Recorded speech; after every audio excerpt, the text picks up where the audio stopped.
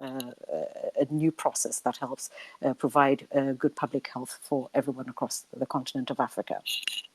Now, joining me on this discussion is Professor Salim Abdul Karim, who's the director for the Center for the AIDS Program in South Africa and is also a member of the African Task Force on Coronavirus. With him are Dr. Muha Kamaliani, who is the Senior Health Policy Advisor for the People's Vaccine Alliance, Patrick Tipu, the Director for the Africa Vaccine Manufacturing Initiative, and Ansoy, who's the Deputy Africa Editor and the Senior Correspondent. So, ladies and gentlemen, welcome to this Africa Twitter Spaces conversation hosted by the BBC. And please do join us in the conversation and share your views and your opinions and your experience as well, especially if you're involved in vaccine distribution across the continent. It'll be really great to hear your experience of what you're encountering on the ground. Please use the hashtag Africa Vaccine Future, and that's spelled Africa Vaccine, VACCINE, FUTURE. And please let's have a really good conversation that helps us understand the challenge we're facing on the continent today. So a couple of things that struck me this weekend as I was sort of reading through the commentary around vaccine process on the continent were two stories. Both came from Dr. John Nkengasong, who is the esteemed head of the Africa Centers for Disease Control. He mentioned the fact that he had just recovered from battling the coronavirus infection, and he wouldn't have recovered in the way he did if it hadn't been for the fact that he was double vaccinated. And that left me with a sense of hope and despair, because hope in the sense that, you know, he is at the forefront of the fight, and the fact that he was able to recover as a result of being vaccinated was a confirmation of the effectiveness of the process and the need to vaccinate more people. The other bit of information that Dr. Nkengasong shared was a video where he showcased, he didn't say where it was from, but it was a queue of people waiting to be vaccinated in an African country.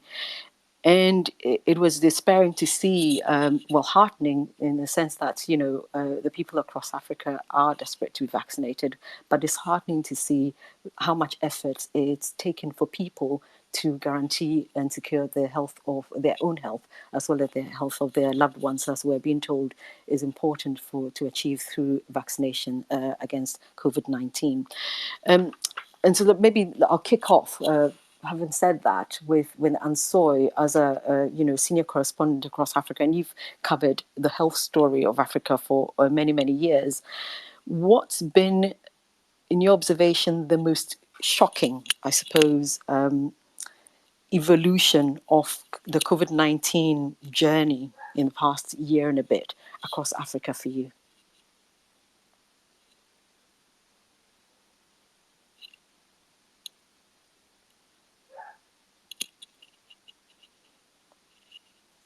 Hello, Anne.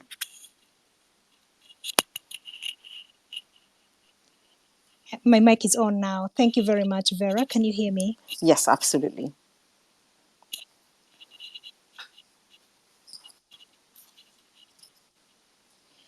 Right. What I have found most shocking about COVID-19 and the issue of vaccines is when some countries, after receiving the COVID-19 vaccines, could not distribute them in time and administer them in time.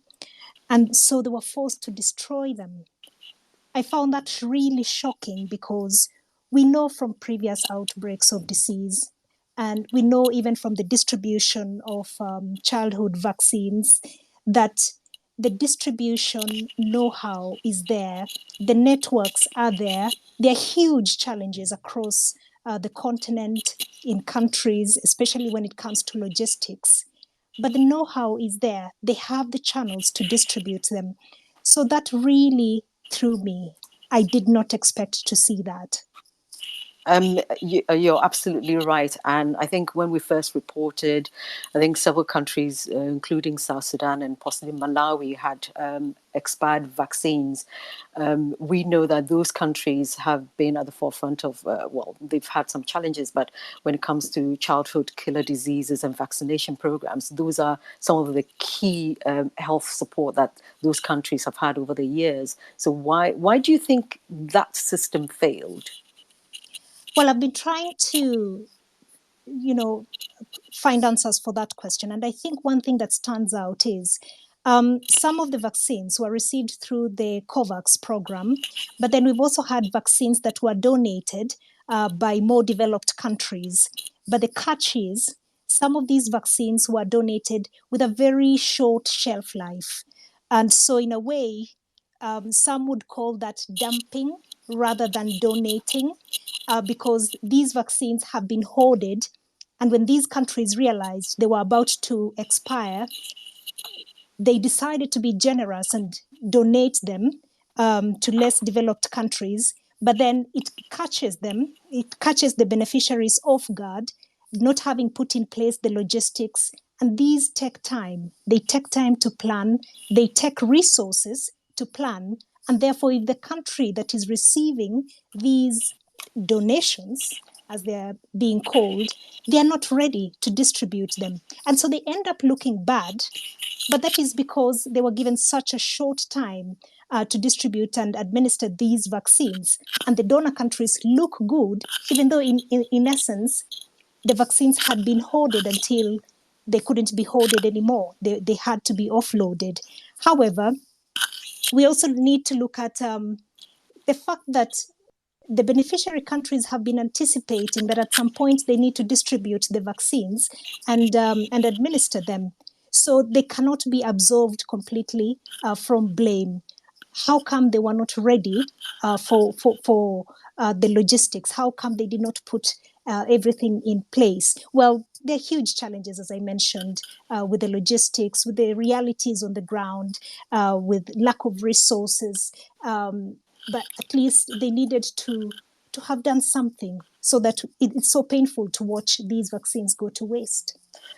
Thank you very much. And Professor Salim Abdul Karim, as the director of the Center for the AIDS Program in South Africa, and most importantly, a member of the African Task Force on Coronavirus, why do you think that we have struggled to vaccinate the vast majority of our populations across the continent of Africa?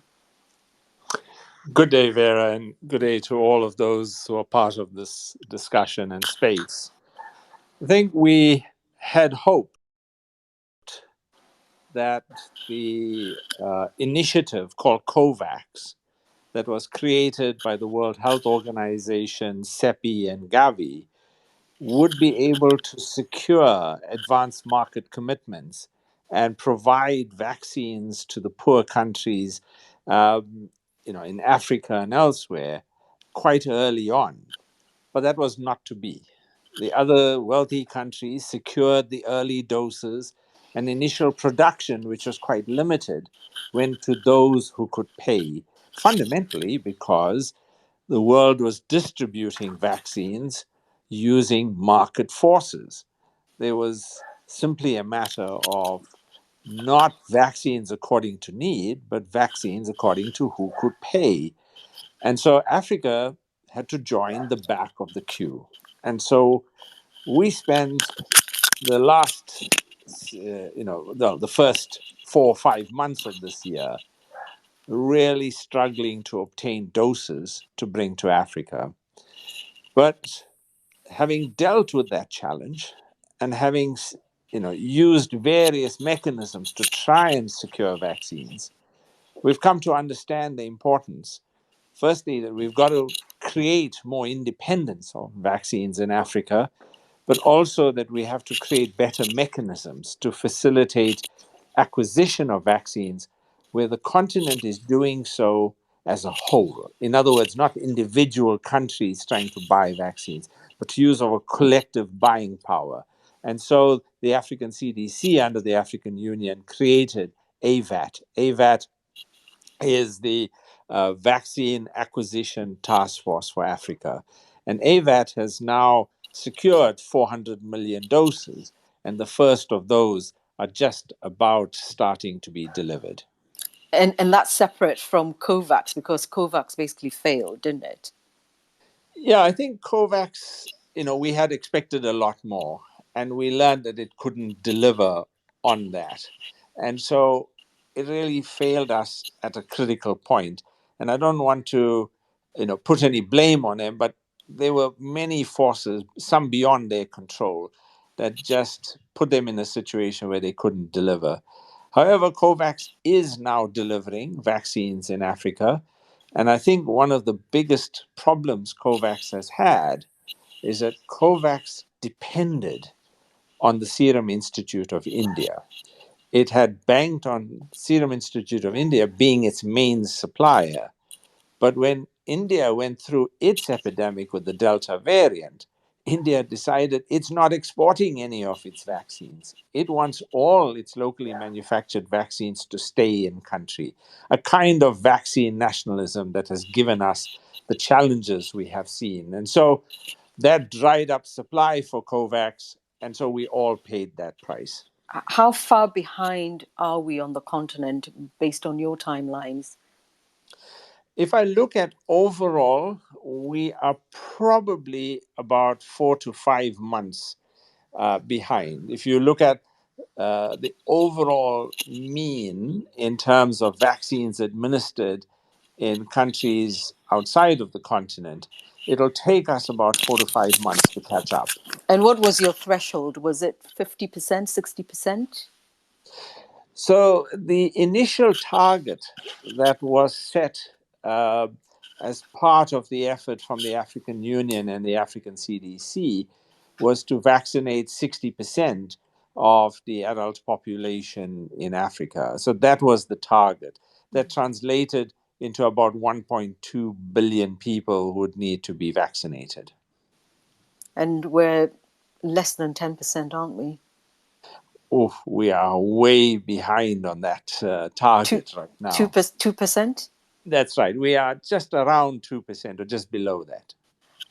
Dr. Moha Kamal Yani, as somebody who is interested in how people access this vaccine, what does that number leave you feeling?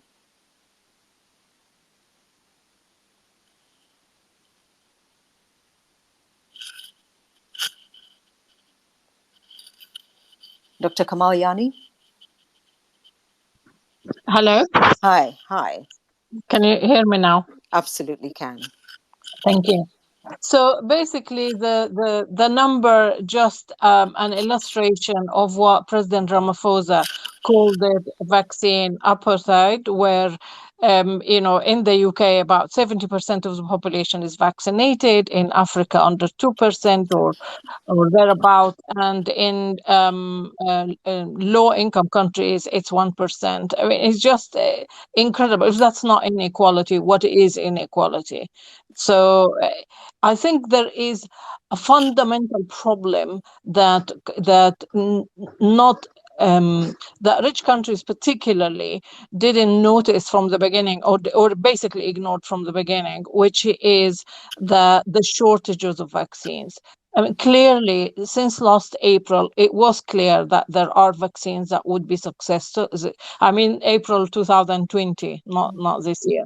Yeah. It was clear that there would be vaccines that can be successful, that if you want to control the virus, you need herd immunity. Therefore, you need, at least at the time, it was 60% of the global population. So on the back of an envelope, somebody could have calculated how many doses are needed, and can really, just common sense, there's not a bunch of companies will not be able to provide for all these people. So from the beginning, this problem should have been addressed, and world leaders should have worked to maximize the number of doses by enabling all companies in developing countries to produce. There are companies who can produce these vaccines, but they can't because nobody was sharing the knowledge and the know-how with them, and the technology. Nobody's allowing them with the intellectual property issues, keeping it as a barrier. So that so we have artificial shortages of vaccines in the world,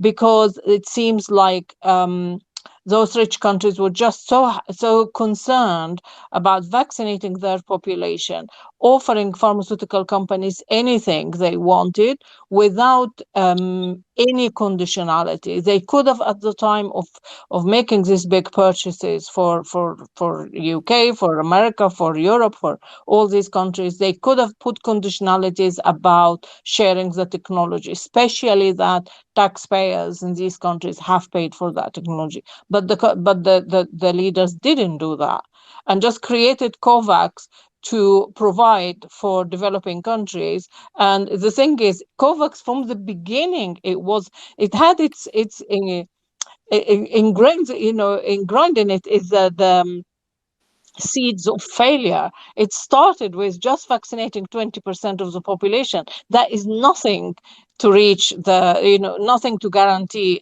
herd immunity. Why 20% only? And then they allowed rich countries who will buy via COVAX to vaccinate 50% of their population. So it started with inequality.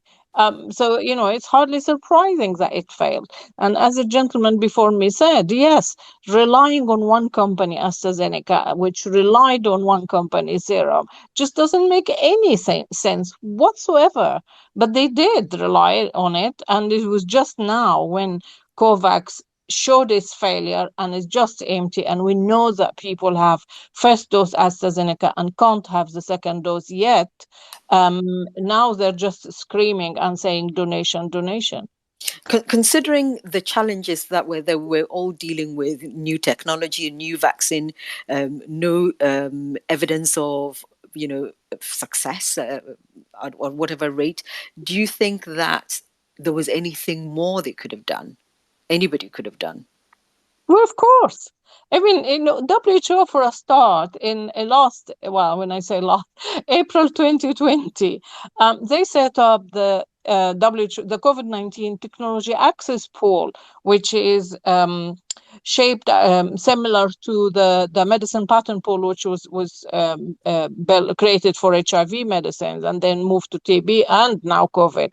And the idea is that this is like a one-stop shop where companies can share their technology, share that technology and the intellectual property and knowledge with that pool, and the pool sub-license to capable companies everywhere elsewhere.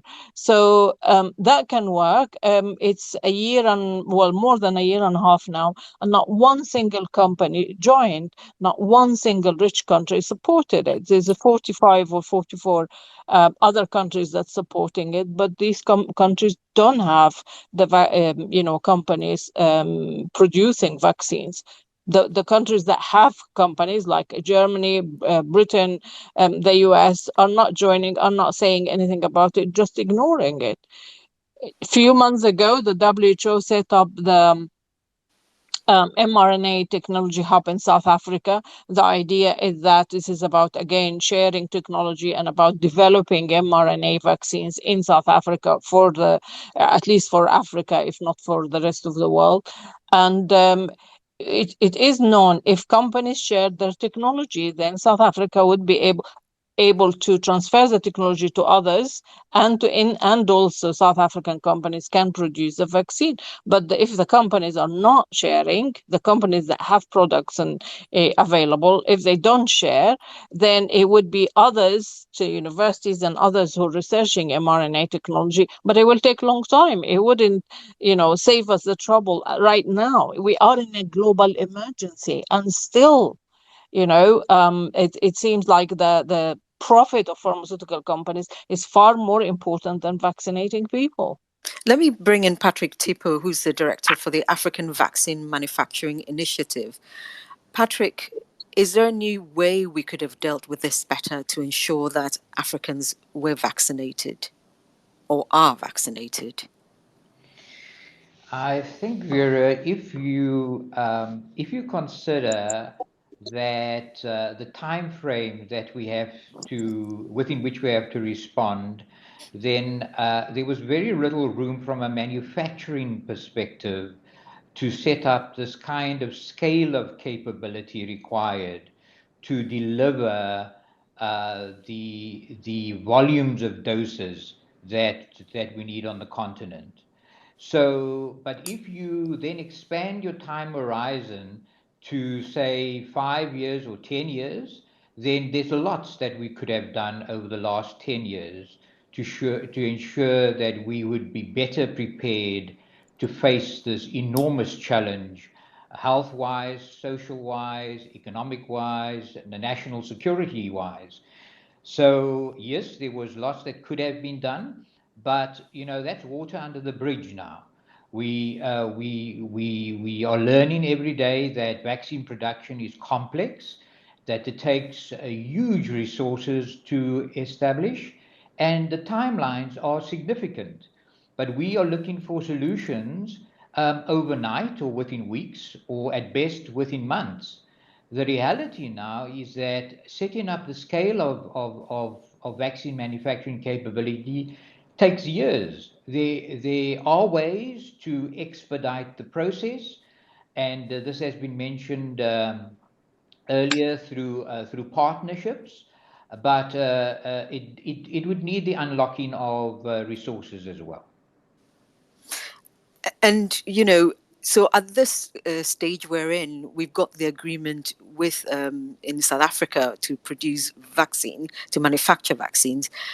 Who else has the capacity on the continent to basically dig us out of this hole? And is that possible? So we have a sprinkle of vaccine manufacturers across the continent. In South Africa, there are two currently who are busy with vaccine manufacturing activities. It's BioVac in Cape Town and Aspen. And we know that Aspen has the deal with Johnson & Johnson to produce a few 100 million doses of the Johnson & Johnson vaccine. And I'll come back to the Aspen situation, because there's a lesson learned in terms of what had happened at Aspen. But we have entities in Senegal with the Institut Pasteur Dakar, in Egypt with Vaxira, and there have been one or two other countries that have indicated that they are entering into partnerships for potential technology transfer with companies who have succeeded in developing vaccines. So we have a starting point, many starting points on the continent. But let me just focus on Aspen for a moment, if I may. And that is, it's quite remarkable that Aspen could get out of the starting blocks so quickly, and before anybody else on the continent could move. And there's a simple fact behind that, and that is that they had started building this large-scale sterile filling facility 4 or 5 years ago. So they'd built this not with vaccines in mind, is my understanding of it, but it was quite fortuitous that this facility came online at the same time that the whole issue of vaccine production on the continent and the capacity on the continent was being investigated. And so my understanding of what Aspen did was repurpose its facility, which had not been used before. So it was brand spanking new. But the point to note here is that it actually started 5 years ago. So this is the conundrum that we're busy with. You've heard of and you've mentioned the deal that BioVac has with Pfizer that's just been announced, and that workup is currently taking place. BioVac, in terms of scale, is not near where Aspen is, but we are squeezing out as much of the capacity that we can, and we have found a way that out of this modest scale facility at BioVac, we are able to produce 100 million plus doses when the thing by what timeline? when the thing comes online fully. So the first product would be available next year, but that would not be immediately 100 million doses, but it would ramp up fast, thereafter. So we have a situation where we're 5 or so months behind on the timeline to have vaccinated 60% of the continent. Yeah. That capacity is it reduced even further because in August we only have 2% of the continent of Africa vaccinated. We aren't able to manufacture to capacity up till next year on the continent, and so until then we're dependent on donations. Is that correct? Well, I would rephrase that, and we are dependent on an external supply that doesn't necessarily have to come in through donations. And donations are also, that creates an issue. But we are definitely dependent on an external supply throughout the rest of this year and into parts of next year as well. That is quite frightening a situation, because what we have here is that on the continent of Africa, we didn't own the product, which is the vaccine. We didn't have enough money to compete when everybody was bulk buying. We didn't have the capacity to roll out the vaccination campaign, even when we had it, to protect our people. Is there a question to be asked about whether the continent of Africa and its governments actually failed its people? Not necessarily, the fact that we're poor or whatever it is, but governments across the continent, individually and collectively, failed the people of the continent of Africa. Maybe I'll ask you, Anne, as somebody who engages in some of these policy discussions. That's a very valid question, Vera. When you look at what has transpired with the vaccine rollout, there are many aspects to it. There's a question of misinformation and disinformation, which also surprised me, because this is a continent that the vast majority of people are used to getting vaccinated, getting their babies vaccinated, and vaccine hesitancy hasn't been an issue. But we saw that at the beginning of the rollout of the COVID vaccines, it was an issue. But thankfully, that seems to be changing. But we haven't also seen a lot of investment from the governments and from those who are concerned to deal with the misinformation and disinformation about vaccines, about the COVID vaccine. The other thing is funding. Much as Africa imports more than 90% of pharmaceutical products, and this has been going on for a long time, we have had opportunities to learn from HIV to more recently Ebola, and now COVID. We're still heavily reliant on importation. There's very little funding that goes into homegrown research. And when you speak to scientists on the continent, they say, yes, we are here. We want to do this work. There's just no funding, or very little funding coming from our governments. And often they have to apply for funding from external, to look for external support. And that comes with priorities from those donor countries. So our priorities, Africa's priorities, take a back seat. It's difficult to paint it with a broad brush because we're talking about 55 countries here, but that is the tendency across many African countries. So yes, there are questions to be asked of governments about funding, about their commitment to research, even as they are asking to get for waivers on IP rights so that they can manufacture. Is the capacity there? Are they willing to increase the funding, not just in research, but generally just healthcare? There's a lot of dependence still on external sources of funding, and that applies to technology. I've talked about the question of priorities. We had a big issue with pediatric ARVs, where the developed nations had virtually eradicated childhood HIV, and so they did not really have the motivation to invest in manufacturing ARVs specifically for children. But then it was still a big problem on the African continent, but there was very little support from African countries. So yes, there are questions to be asked there. Professor Salim Abdul Karim, as a member of the African Task Force on Coronavirus, have you confronted the leaders on the continent about their role in what I would count as a failure towards its people, stewardship towards its people? Yes, thanks, Vera. So the African Task Force on Coronavirus is a coordinating mechanism between the African CDC and the WHO. It is not an advocacy organization, or it's not a structure to which governments and politicians are accountable. I think at the heart of it, we've got to look at the full spectrum of the challenges that are being faced. And within that, the reality has been that Africa has not produced its own vaccines for anything for many years, for decades.